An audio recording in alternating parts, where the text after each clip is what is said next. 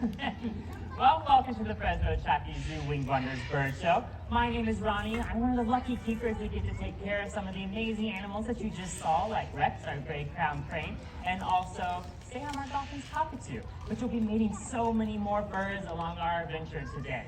So I get to be your guide, but with that I have a few guidelines. So please stay seated at all times. If you do need to leave at any moment during the show, that's perfectly fine. You can exit any side of me or right over the back of the hill. Just try to time it between birds flying about you. This is a very close encounters bird show. Sometimes a little too close, a little tap on your head. We want to give the birds a clear flight path. And so that means staying seated while they're out here, as well as keeping our hands down too. They may look soft and fluffy, but I promise you going at full speed is quite an impact on you, and we don't want that. Also, we have one of my lovely coworkers backstage who tends to be a bit of a snack thief every now and then. He has a very healthy diet that we get to provide him here at the bird show, and we want to make sure he maintains that healthy diet. Every now and then he finds, has a cheat day and tries to get snacks from you guys, but make sure we keep our snacks close to us. Having snacks out here perfectly fine. I see we're enjoying some cheese balls now. Just make sure we keep those close to us. Any french fries or pizza today, we want him to maintain his healthy diet here with me on the stage as well as behind the scenes when he gets to go home. Alright, with all that being said, we're going to go ahead and get started. So we're going to be meeting a bird of prey, also known as a raptor. Birds of prey are known for their hunting skills, and this one hunts a little bit differently than other birds. It's a Harris's hawk. So Harris's hawks hunt in family groups actually. And so these are one of those close encounters. So if I can get you to sit right on down for me, please. He's going to come on down. So Harris's hawks actually hunt in family groups versus solo, like you might see some owls. Here he comes on down. Great flying, Ripley. New flight path for you, eh? This is Ripley, the Harris's hawk. So they'll actually hunt in family or friend groups, and that's just so it's more successful when they're hunting out there. You can see he's quite small for a bird of prey species.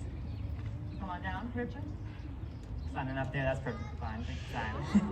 And so in order to be more successful out there in the wild, some of the family groups are going to try to rush the prey outside of the shrubbery or anything, or the trees, while others are waiting on the outside of the ambush. Come on down, Ripley. He does have those sharp talons, but they're not as powerful as other animals, like the owls you may see today. He's taking his time today. You may notice how he's flying around you or above you, and that's just known as ground effect. So he's not testing your patience, I promise you. He's actually just using you to get lift. And so with birds, especially of the bird of prey type, they'll actually push off the air, where that air has to push off of something else. And so normally that's the ground or trees or anything around it. Here at the bird show, it's the bleachers, the pathways, your head. So he's not testing your patience or anything like that. They're just really skilled flyers that need that ground effect, but they'll also be able to maneuver around you. That makes them so good. Thank you, Ripley. Have a good rest of your day.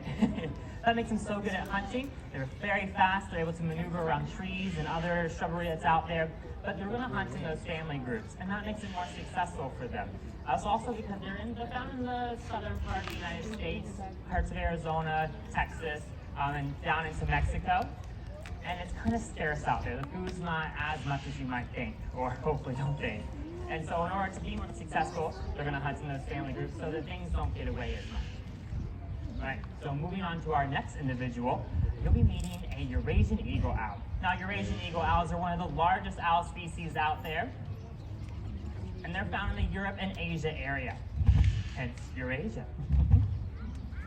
Now, they have theirs are almost completely silent flight. Their feathers are a little bit different from other birds. They're actually serrated on the edges, so as the air flows through their wings, it makes it almost completely silent.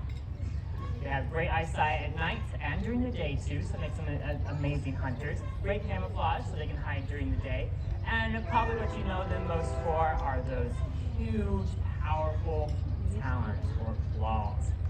That being said, this is a volunteer opportunity for someone that wants to get a little bit of a closer encounter. It is an adult volunteer opportunity, so if you were to raise your hand, you sir, come on down. Have a seat right there. Now, Brent, are you ready? Are you ready to meet this incredibly fearsome animal? Yeah? Oh, okay. Your confidence is low, but we'll accept it.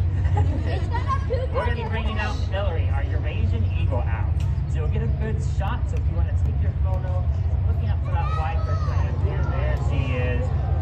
She'll fly right over you. This is Hillary, a Eurasian Eagle owl. So if you hear her fly over you, you're basically hearing nothing because they have that almost completely silent flight. All right, Brent, are you ready for impact? I'm just kidding. Maybe. Come on down, Hillary. Nicely done, Hillary. And you want to go ahead and stand on Brent before he gets on the wrong the bird. And you can grab another picture if you want to. Oh, she's done. Well, thank you so much for being our volunteer and across the U.S. and in zoos and aquariums and in the wild. Now, that being said, we don't have black vultures here on our west coast. They're actually on the east coast. But he serves as a great ambassador for his species. And you get to meet one here today. And his name is Beetlejuice. Now, if you recognize that name, it's just like the movie or the show. He gets summoned the exact same way, by saying his name 3 times. Beetlejuice, Beetlejuice, and I will wait till the third one because I'm not quite ready. Now, that's where you all come in. Make it a little bit easier. We haven't been able to find Beetlejuice today, which makes this keeping job a little bit difficult for me. But it'll be easier if you guys can help me find him by summoning him out. So if you can help me on the count of 3, say his name 3 times. I'm going to join you out here in the crowd just so you can get a better view. All right, let me join over here. All right, so on the count of 3, 1, 2, 3. Beetlejuice, Beetlejuice. Oh, some of you were off. There he is. So this is Beetlejuice, our black vulture. So black vultures and all vulture species will have that bald head. He got his name because of the tips that kind of resembled the feathers, or it kind of resembled the white wispy hair of Beetlejuice in the show. So we need to make sure that these animals are in a safe habitat, in a safe environment, like Beetlejuice. Now, California condors are a vulture species, and you may have met Dan and Diane. They're Andean condors. They're found in the Andes Mountains of South America. California condors, lo and behold, are found here in California. But like I said, they're quite rare. Back in the 1980s, there was only about 22 individuals left. 22. That's much less than in the crowd here today. Now that means they were basically about to be extinct. And so zoos and aquariums across the world brought them into their facilities and then created a breeding program known as the California Condor Recovery Program. They bred select individuals and released a lot of their young as well as some of the adults. And now we have about 500 individuals across the U.S. And some across the world in zoos and aquariums, but half of that is in the wild population. Now, the wild population is serving as a breeding colony as well, so they have had some successful breeding program, or natural successful breeding programs. But this program, the California Condor Recovery Program, is not thanks to just zoos and aquariums across the U.S. It's really thanks to people like you. Coming in here to the Fresno Chafee Zoo today has supported so many conservation projects. Not only that ticket purchase or that membership purchase that helped fund the conservation projects, but something as simple as popcorn or soda or a slice of pizza has actually helped fund that too. A lot of our profits here go straight into conservation programs, not only for the California condor, but also for rhinos, giraffes, turtles, macaws, so many other species that you are helping save here today. So go ahead and give yourself a pat on the back for you. You deserve it. Now I'm going to move on to a veggie eater really quick. I need to wipe my hands. Is there someone that can bring me a picture out? And he does. Excellent job. Can you come on up there? Can I have that? Thank you. You're amazing. This is Alex, the white-necked raven. Oh. So red crown cranes have that tuft on the top of their head. We're not actually quite sure what it's used for, but we think it's for camouflage. That's at least one of the leading theories out there. Beautiful. Nice flying over that. That's actually just the air flowing through her wings. See if we can hear it. Air flowing through her wings. She can only make a honking noise. But they communicate in a different way, through body language. They're amazing at it. They'll hop up and down, they'll move side to side, they'll jump around, they'll bob, they'll bow, they'll move their legs around, all kinds of things in order to communicate with their flock, and especially their family group. They'll also use that behavior, but most of the time, a larger animal that's injured be more successful and you'll get something more out of it. Well, as Sarah drags her leg and lures the predator away from her chick and her family group, she simply pops up into it, and the family have gotten away And then the predator has a very bad day. Great day for Sarah and her family, though. So that's a circle of life. The chicks are quite amazing as well because they're known as precocial chicks. Basically meaning they can eat and survive on their own almost from hatches. Right after they hatch, they're able to eat on their own. 12 hours after that, they're actually able to swim. And then 24 hours after that, they're actually able to walk and keep up with their parents. An accelerated growth program, but it's super important to see these long legs here in order to get those proper muscles and development during the growth. They're going to need to move around a lot. Awesome job, Sarah, and thank you so much, Krista. Is there someone behind the scenes that can bring out Peabody's perch? Thank you, Krista. Let's see if Peabody will want to introduce yourself. Can you tell everybody your name? That was very small, but it was Peabody. Now, Peabody is the yellow-naped Amazon parrot. These birds can be found from Mexico down into Central America. And as soon as we have her perch, she can have her little spot here on the stage. Yeah, Peabody. That's right. That's your name. That was a lot better, wasn't it? Kind of.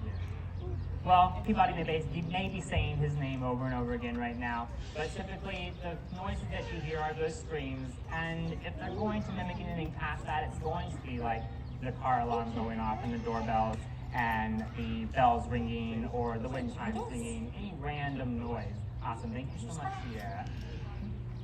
Good job. All right, let's see.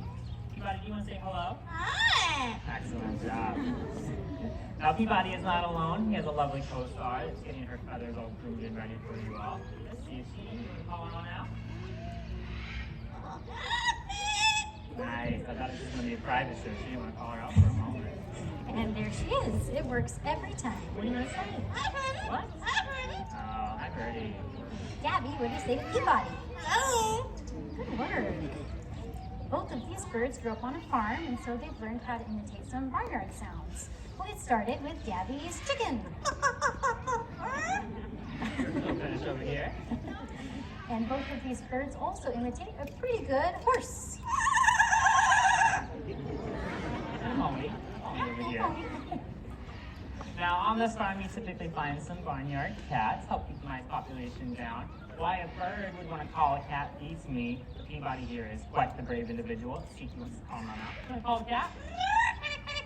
Ooh. Wow. What do you think, Gabby? Did that work? Not funny. Loves those free birds. Oh, while these birds were on... Oh, you think it's funny, too. Gabby has a great sense of humor as well. While these birds were on the farm, we were around a couple of people as well. And so, as you can see, they've picked up on some noises that people make. Gabby here actually learned a very long and very, very complicated song. Are you guys ready to hear it? All right. Prepare to be amazed. Gabby, your song. That's it. Short and sweet, don't you think? Yeah, well, yeah, probably. Well, Peabody here does not like to be outshined. He knows his very own song. It's a rendition of a classic. Maybe some of you recognize it. Do you want to clear your throat? And you're singing.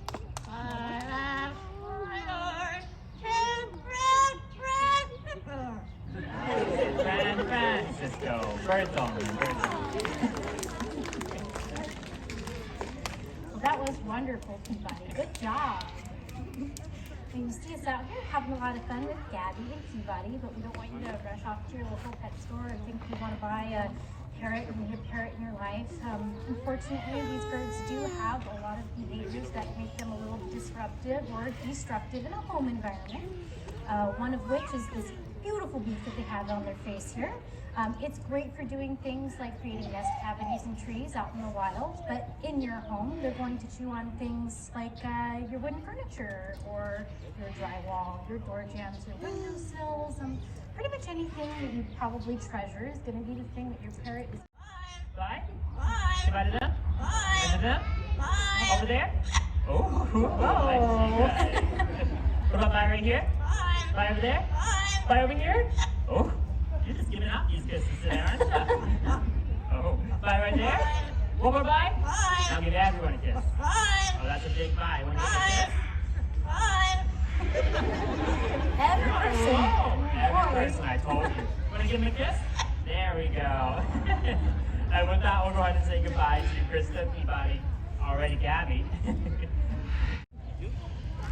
Now, with all that being said, I do encourage you to come on down and visit us. And I hope you have a wonderful rest of your day here in the Fresno Chafee Zoo. Bye.